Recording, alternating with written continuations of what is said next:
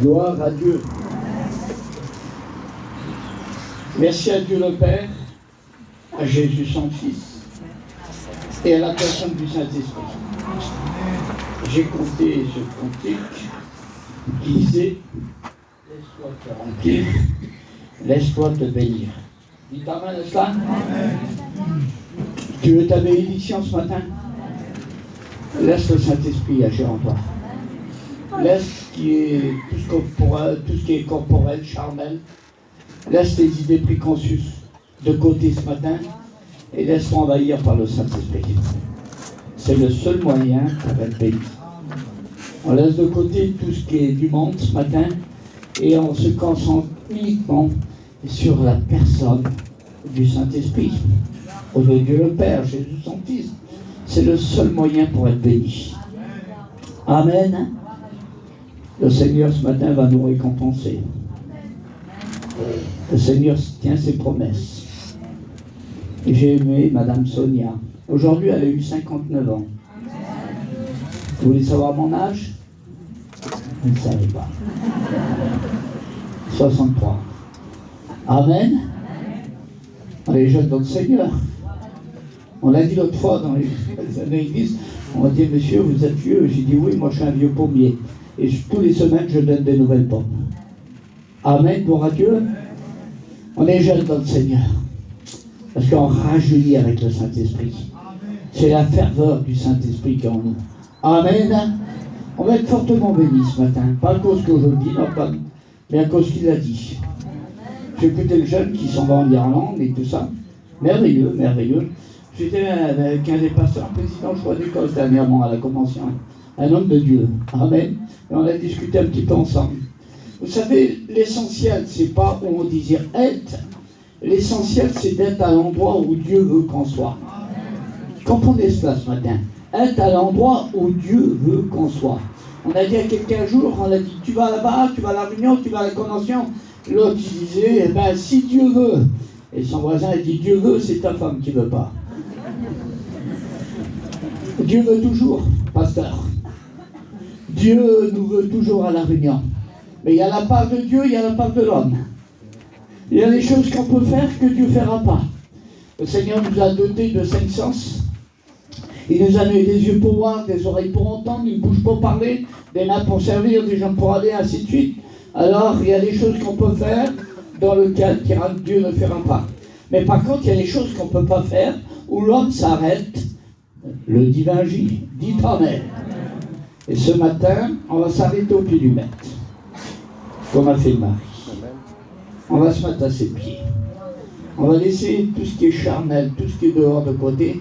Et comme dit le petit cantique qu'on chante dans la mission depuis 75 ans, il faut s'oublier soi-même et se concentrer sur lui. Rentrer en relation avec lui. Un rabbin disait un jour, le meilleur moyen de savoir si on peut y arriver, c'est de commencer. Et ce matin, on veut commencer au pied de la croix, au pied du Saint-Esprit. Est-ce que vous êtes d'accord? Et je crois dur comme fer ce matin que Dieu va assujettir nos cœurs par sa personne, par sa parole et par sa présence. Vous voyez, je suis en train de prêcher, puis je me suis promis. Je disais hier qu'il y a trop de pasteurs qui donnent de l'information. Il nous faut de la révélation, c'est ce qu'on disait avec Norton. Amen. Vous voyez, je suis en train de tourner là, puis je demande au Saint-Esprit qui nous donne une parole de Dieu. Veux-tu une parole de Dieu ce matin? Amen. L'été s'annonce devant nous. Le Seigneur m'avait dit quelque chose dans la montagne il y a plusieurs années, comme quoi il avait raccourci le temps et ainsi de suite. Et un frère m'a téléphoné hier, là, un homme qui est avec les plus grands théologiens en France, il traite la rabbinique, et l'hébreu et tout, il est en train de faire le Nouveau Testament, et il était avec des grands hommes, et il disait que ces grands hommes ont su dernièrement que la terre ne tourne plus pareil, elle tourne elle ralentit en un mot. On a perdu 8 heures. La terre ralentit en ce moment. Et les heures vont plus vite, on dirait. C'est le contraire. Tout tourne à l'envers. Ça confirme ce que le Seigneur m'avait mis à cœur. Dites amen à cela. Les amis, j'ai dit hier, on rentre à la maison. Mais il faut se le dire à la brèche. Être prêt. Pas se préparer surtout. Ne faites pas l'erreur de vous préparer. il faut être prêt. Ne faites pas l'erreur de venir à la réunion pour aimer Jésus. Qui est venu pour aimer Jésus ce matin? Vous êtes venu pour aimer Jésus? Ben moi je suis venu parce que j'aime Jésus. Et s'il faudrait que je vienne à la réunion pour être béni, ça serait dur. Mais je viens à la réunion parce que je suis béni aussi. Gloire à Dieu. C'est ça l'essentiel. On vient à la réunion parce qu'on est béni. Parce qu'on a reçu. On vient le dimanche matin pour prendre le pain et le vin qui nous rappellent son corps, déchirer le pain, et puis son sang versé à 4 endroits différents. Je suis un baptisé, je suis un chrétien, je fais partie de l'église de Dieu. Il est la tête invisible, nous sommes le corps visible. Mais entre la tête et le corps, il y a le cou. Les animaux passent par le cou et puis rentrent dans l'estomac. Pour aller à la tête, qui est Jésus-Christ, mes amis, il faut passer par le cou. Et jamais un chrétien pourra aller vers Jésus-Christ, cet inondé du Saint-Esprit, s'il ne passe pas par le cou, qui est le Saint-Esprit. Dites amen, n'est-ce pas? Et Jésus, c'est la tête. Nous sommes le corps visible. Entre les deux, il y a le cou, le Saint-Esprit. Est-ce que vous voulez passer par le cou ce matin? Moi, j'ai envie de passer par le cou. Parce que l'église qui n'a pas de Saint-Esprit, un pasteur qui prie sans le Saint-Esprit, quelqu'un qui témoigne, qui chante, qui prie sans le Saint-Esprit, une église qui n'a pas de Saint-Esprit, j'ai envie de vous dire ce matin, ne plaise pas, fuyez cette église. N'allez plus dans cette église. Si une église ne respire pas par le Saint-Esprit, c'est une église morte. Il faut la puissance du Saint-Esprit. Est-ce que vous êtes d'accord avec ça? Que c'est beau et bon lorsqu'un homme, une femme témoigne, prêche avec l'action et la puissance du Saint-Esprit. Il nous faut l'action du Saint-Esprit. Le corps de Jésus. Et c'est lui qui va nous ressusciter un nouveau corps. Dites amen à cela. Jésus tressaillit de joie par le Saint-Esprit, il priait par le Saint-Esprit, il chassait les démons par le Saint-Esprit, il prêchait par le Saint-Esprit. Dites amen à cela. Comment vivre une vie heureuse, comblée, sans l'Esprit de Dieu? Nos premiers serviteurs de Dieu dans notre mission, ils avaient des manches qui tombaient là, avec leurs mains, on pouvait faire un croisé. Mais quand ils imposaient les mains, ils étaient remplis du Saint-Esprit. Il y avait des miracles qui étaient prodiges par la puissance du Saint-Esprit. Dites amen, n'est-ce pas? Est-ce que tu veux être rempli du Saint-Esprit ce matin? On a besoin d'entendre par rapport à ce monde, ce qui se passe en ce moment.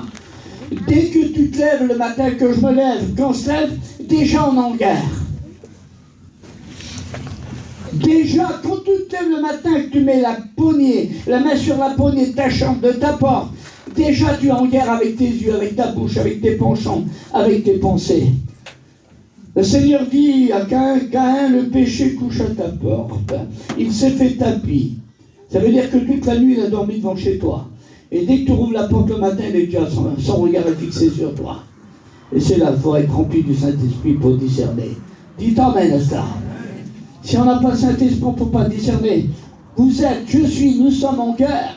Lorsque tu es venu à Dieu, chrétien, chrétienne, diacre, serviteur de Dieu, ministère, apostolat, tu as déclaré la guerre au diable. Toi, tu vas en Irlande. Toi, tu as une église ici. Toi, tu es un futur étudiant. Tu es une femme de serviteur, d'étudiant de diable. Tu as déclaré la guerre au diable. Et si tu veux des victoires chez toi, si tu veux des espoirs chez toi, tu dois être rempli du Saint-Esprit. Ma soeur, si tu n'es pas rempli du Saint-Esprit, tu ne verras pas les espoirs de Dieu. Il faut que tu sois rempli du Saint-Esprit. Tu veux que ton fils, on disait hier qui se convertit, ta belle-fille, tu veux que ton âme soit remplie du Saint-Esprit, alors sois rempli de puissance. Parce que pour déborder, il faut être plein. Et tout se passe là pour être plein, là, ici. Quand on a un genou par terre, quand tout va mal, quand on est persécuté dans nos penchants, dans nos pensées, que le commerce ça va pas bien, qu'il y a la maladie, la douleur, la souffrance, le deuil, c'est à ce moment-là que Dieu veut nous voir à genoux avec des larmes. Et c'est à ce moment-là que l'Esprit descend fortement et nous anime de puissance. Notre regard n'est plus le même. Notre langage n'est plus le même. L'apôtre Saint Paul disait à partir de maintenant, C'est plus moi qui vis. Ça sent la Pentecôte encore ce matin.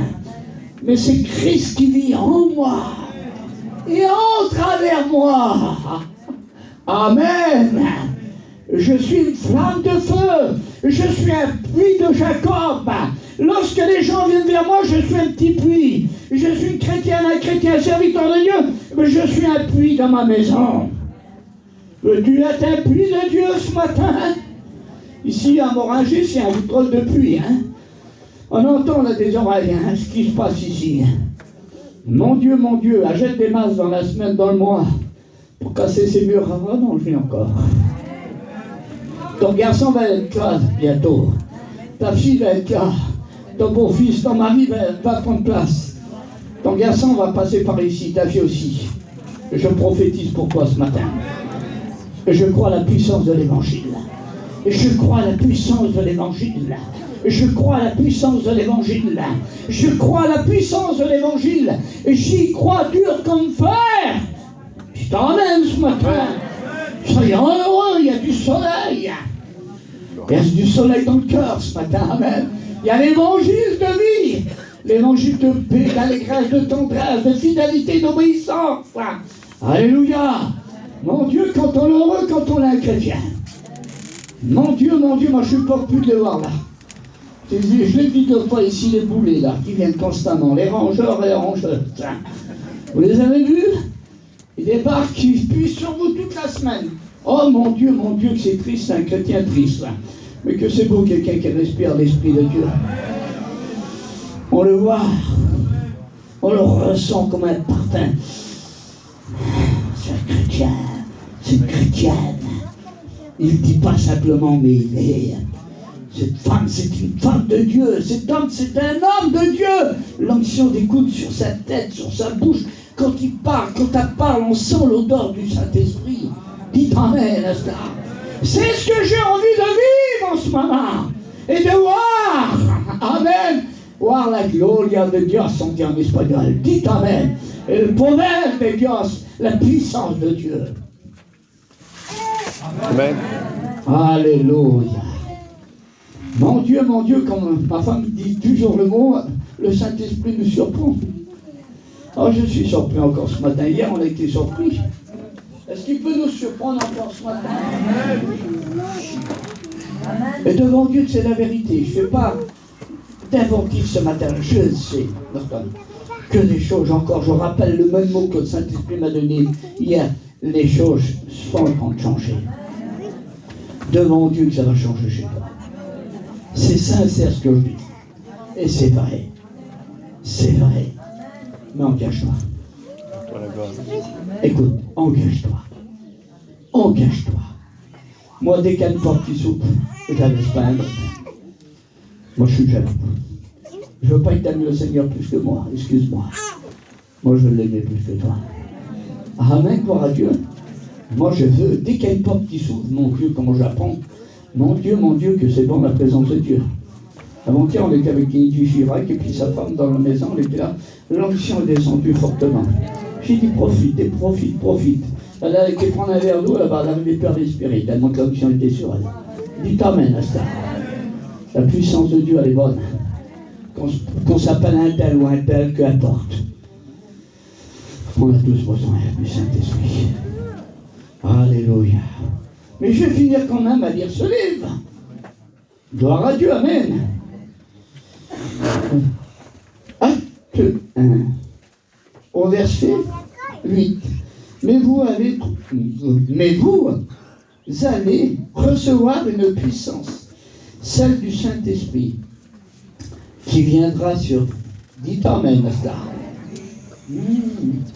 Acte 1, au verset 4. Au cours du repas avec eux, il leur recommanda de ne pas quitter Jérusalem, mais d'attendre la promesse qui a été donnée par le Père. Dites Amen à ça. La promesse. Qui attend une promesse ici? Oh là là, il y a des mains qui s'est levées là ce matin. J'ai demandé à Dieu, j'ai demandé ce matin le bonheur. J'ai dit Seigneur, ici j'ai pris chez Job les droits de Dieu. Ce que tu dois dire, ce que tu dois lui dire, leur dire, Il m'a dit, tu parleras de la promesse. Et j'ai des promesses en ce moment. Alors ce matin, on va essayer, avec l'aide du Saint-Esprit, de parler des promesses. Amen. J'ai été invité dans une grande salle une fois, et il y avait des théologiens. J'ai dit, vous savez, je viens pas de Saint-Cyr, je me dis de la Sorbonne. Et j'ai dit, je suis un petit voyageur. On m'a dit, mais on veut du calme ici. On veut l'évangile simplement. Quand vous avez faim, vous allez manger quoi au départ? Le pain. Comment? Le pain. Du pain. Amen. Alors ce matin, on veut du pain. Et puis on veut de la palisse, de l'eau. Amen. Alléluia. Alors ce matin, je pense que le Seigneur va nous donner du pain. La promesse. Et je me suis guidé là-dessus, et puis je me suis orienté ce matin dans la prière en disant, mais où sont les promesses, Seigneur? Et le Seigneur m'a dit, Genèse 18.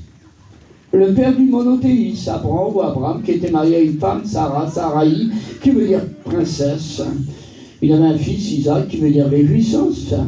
Et puis ainsi de suite, on connaît pratiquement Genèse 22, tous les chapitres, les versets de l'Ancien Testament, où la Bible nous fait mention de cet homme, le père du monothéisme, le premier hébreu de la Bible, où Dieu donne mention de lui à plusieurs reprises.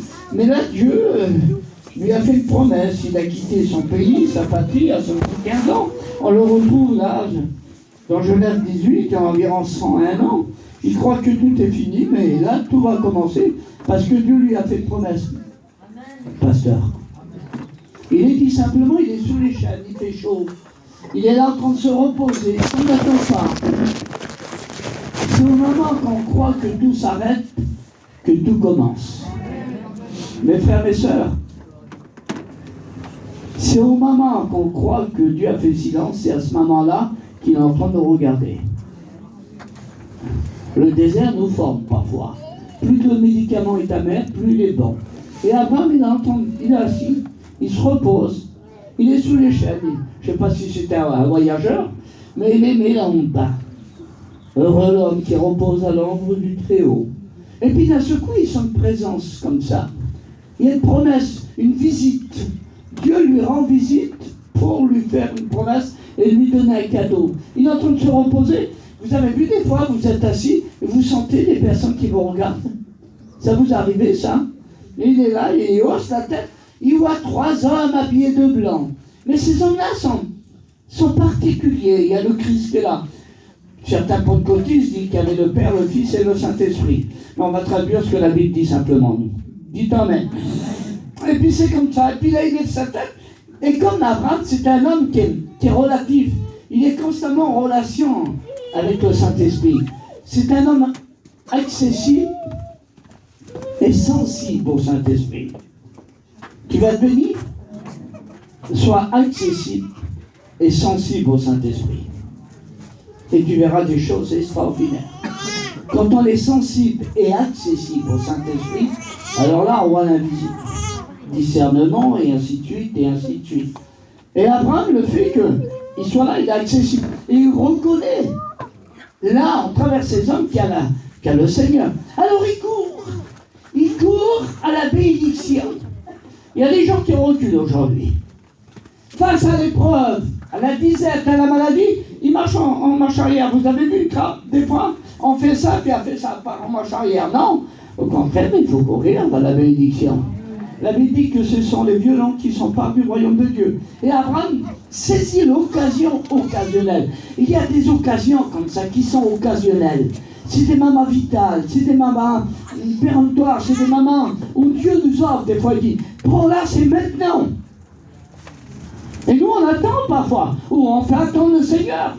Le Seigneur nous ouvre des portes, des fois des bénédictions, et on attend. Et le Seigneur nous dit des fois, c'est maintenant, c'est maintenant, c'est maintenant. C'est pas l'autre union, c'est pas la mission à Saint-Tropez, à Nice ou à Chartres, ou à Navarre, si vous voulez. Je te dis, c'est ce matin. Saisir. Cette affaire te concerne individuellement et personnellement à toi. Et lui, il saisit, il court au-devant de la bénédiction, rempli d'enthousiasme, rempli de conviction et d'ambition. Il faut que le Seigneur trouve chez toi, chez moi, de l'enthousiasme, de l'ambition et de la conviction. Tu vas la réunion. C'est qui prêche? Tu ne seras pas béni. tu ne seras pas béni. Et à la réunion le soir, je prépare mes affaires. Je fais la marmite, je prépare le repas peut-être 1 heure à l'avance. Mais je vais à la réunion. Non pas pour regarder le pasteur, mon copain, mon voisin. Mais je vais à la réunion parce que j'ai besoin. Parce que je vais être rempli. Parce que je vais être imbibé. Je vais être immergé, plongé dans la présence du Saint-Esprit. Dites Amen. Il les voit, il court au-devant. Et les miens voreuses. Mon Dieu, il se prosterne par terre. Il dit, vous n'allez pas passer outre devant votre serviteur. Il a saisi l'opportunité qui lui était donnée à ce moment-là. Il dit, je vais vous donner un peu d'eau pour vous laver les pieds, une niche de pain pour réconforter votre estomac. Et puis les hommes qui sont là, Jésus est là, et il dit, fais comme tu l'as dit. Il court à travers les 2 toiles, les 2 tentes, et puis il arrive par sa femme. Il dit, vite, fais cuire des petits gâteaux. Et il court dans le champ, là-bas, il y a un de ses serviteurs. Il dit, toi, tu as un petit veau, le plus beau, le meilleur gras. Et puis prépare-le. Mon Dieu. Il est là à leurs pieds. Il le regarde. Il est dans la présence de Dieu. Il a préparé tout pour la bénédiction. Est-ce que tu t'es préparé ce matin? Est-ce que tu es venu à la réunion pour venir à la réunion parce que c'est la mission de vous? Est-ce que tu es venu à la réunion simplement quand la panière va passer? Et tu vas prendre un morceau de pain pour taper la Sainte-Sainte, un peu de vin? Il n'y avait rien à la convention, ça va passer. Alors, ça va, oui? Et toi, oui, tu vas là-bas? C'est ça, être béni? Ça ne marche pas comme ça, l'évangile. Quand tu viens à la réunion, dis-toi que devant toi, il n'y a pas n'importe qui. Il y a le roi des rois, le Seigneur des seigneurs, le pasteur des pasteurs, le champion des champions, le meilleur que bon, le plus fort que fort. Dites Amen à cela. Abraham, et là, il ne s'attend pas. Mais la petite effort qu'il a fait, en donnant son petit bout de pain, en lavant leurs pieds, et puis en faisant tout ce qu'il avait de meilleur, il faut donner le meilleur à Jésus. Vous avez donné une offrande pour le jeune. Tu as donné 20 €, 10 €, 5 €. Que Dieu multiplie tout ce que tu as fait. Le Seigneur va te payer. Le jour, j'étais à Bordeaux, puis avec mon fils, on avait été voir le bricole, et puis on était à Lidl, et les petits voulaient manger des croissants, des trucs qui étaient midi avec Bruce, son copain, et on a rentré dedans, on a rentré dedans, j'ai vu un homme qui avait un blouson comme ça, il y avait un homme qui sortait, il marchait sur ses baskets, il avait le pantalon déchiré, les cheveux enflés. Mon Dieu, il était là, on avait dit que personne ne remarquait. Et puis j'ai regardé, j'ai dit, t'as faim? Il m'a dit oui. Ben, j'ai dit, rentre avec moi. Et j'ai marché avec lui comme ça dans le magasin. Les gens passaient dans lui, on leur avait dit qu'il était invisible. Le Seigneur m'est témoin, on leur avait dit que cet homme était invisible. Il était là, tout rempli de pourri, mais un beau visage clair. Mon Dieu, j'ai dit, tu veux boire quelque chose? Il m'a dit, surtout pas d'alcool. Alors j'ai pris les bouteilles d'original, du pain, tout ce qu'il fallait, et j'ai pris la caisse, mais il n'était plus à côté de moi. Alors j'arrive à la caisse, et à la caisse, il n'y avait plus personne. C'est un truc, il dit. Et là, il m'a tombé un piège. Et je regardais, et je l'ai vu, il était assis sur la caisse d'une caissière. Comme ça. Puis les gens passent. Un voyageur, tu le reconnais en 2 minutes. On reconnaît les gens, pour rentrer dans un magasin, les gens regardent. Mais lui, tout, je dis, mais personne, on dirait qu'il est invisible. Il est assis, et puis d'un secours, j'arrive. Ah ben, je te cherchais partout. Il a pris la boîte comme ça, il a regardé, et il a dit, c'est bien. Et il a mis sa main derrière moi. Seigneur, il était petit kilo, mais il y avait une présence sur lui. Et il m'a regardé, il a dit, n'oublie jamais, ce que tu as fait là, j'ai vu ton cœur, Dieu va te payer. Il est sorti, Gershom est venu avec l'autre, avec Bruce, on l'a cherché, disparu. Le Seigneur va te payer ce matin. Ce que tu as fait dans la semaine, dans le mois, l'effort que tu as fait, Là, la parole de Dieu que je libère pour toi ce matin, une parole de prophétie, Dieu va te payer cette semaine. Que ça soit dans n'importe quel domaine, avec tes larmes, tes pleurs, le Seigneur a vu ton effort, il va te payer ce matin. Là, les paroles que le Saint-Esprit me met à cœur pour toi.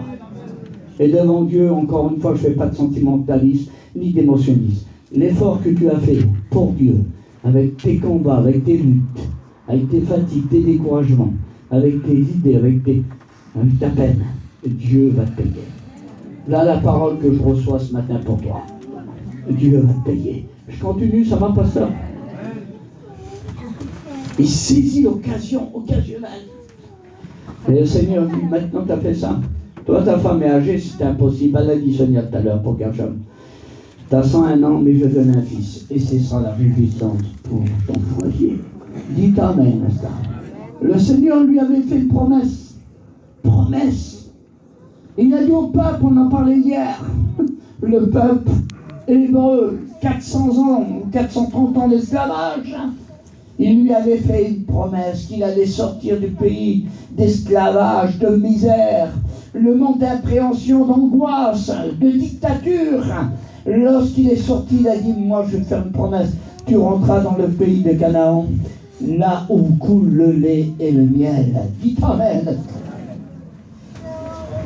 Elle a été dure pour le peuple du Seigneur, pour les Hébreux, les Hébreuses, les jeunes, les moins jeunes. Ils ont passé par le creuset à 400 ans d'esclavage, de domination des autres. Sous le joug, tu es un étranger. Mais le Seigneur nous a fait une promesse. Tu rentreras dans le pays d'Égypte, le pays de Canaan. Tu sortiras d'Égypte. Et là, tu retrouveras des bienfaits. Le pays où coule le lait et le miel. Il y a du lait qui coule. Il y a du miel. C'est symbolique. Dis amen.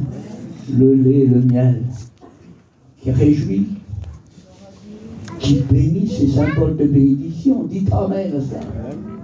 Oui, ce matin, c'est ça. Le Seigneur va te bénir. Tu vois, ton petit n'est pas en mission. Tu l'as suivi aussi. Et là, en ce moment, ça va. Pour l'instant, il est en mission. Il va aller à la bonne place. Le Seigneur va s'en occuper. La Madame Maïdela, c'est ma soeur. A pris constamment le Seigneur pour ses enfants. Dis amen à ça. Le Seigneur t'a fait une promesse, il va la tenir. Il m'avait fait une promesse. Il m'a dit, plus que tu as passé par là, je te promets que toute ta famille va être bénie. Sonia l'a témoigné tout à l'heure. Makézil, 16 ans, tout le monde chante. L'Adonie, elle chante. Zébride est dans sa guitare. Dis amen. On est bénis. On est fortifié. On est dirigé. On est orienté par le Saint-Esprit. Amen. Le Seigneur va te payer ce matin. Avec tout ce que tu as passé, il va te payer. Avec tout ce que tu as subi, il va te payer ce matin. Il va nous payer ce matin. Dis amen. Oui, on a parlé hier. La guerre est à nos portes. Parle d'une 3e guerre mondiale. L'été, peut-être au mois de septembre. Une guerre mondiale, mais l'Église, par avant, dit amen. Ne tracasse plus de rien. Non, Dieu en parlait avec Lixo. Il n'y a plus rien qui m'intéresse devant le Seigneur qui m'est témoin. À part avoir un peu de sous pour aller travailler pour Dieu, il n'y a plus rien qui m'intéresse. À part les choses du royaume de Dieu.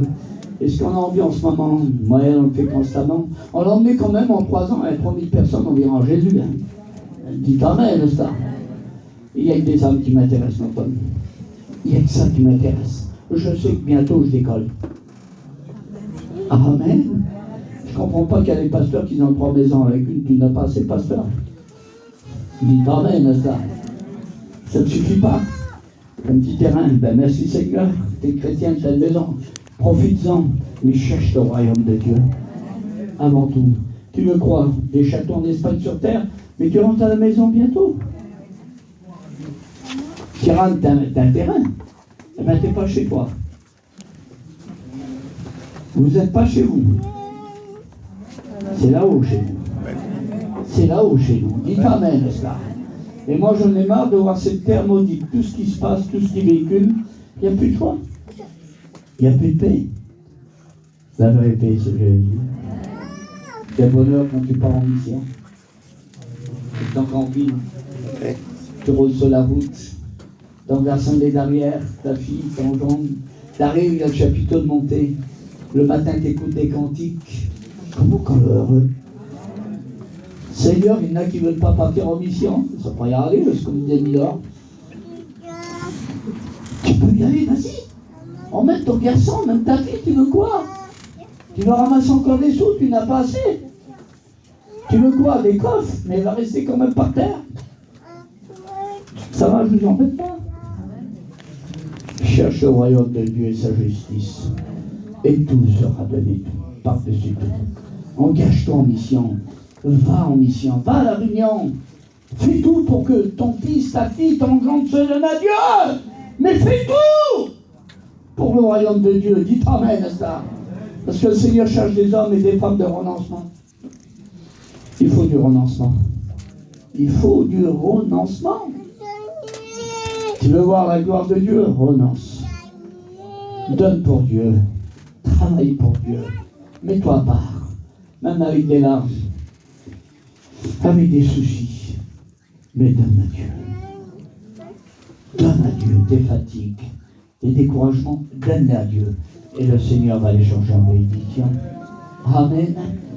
Je sais pas, ce matin, je presse spontanément, sûrement. Il n'y a pas de texte, il n'y a pas de contexte, il n'y a pas du latin, de l'araméen, de l'hébreu. Il y a simplement l'évangile de vie. Dites Amen, n'est-ce pas? Le Seigneur va te payer ce matin. Tu as fait des efforts, le Seigneur.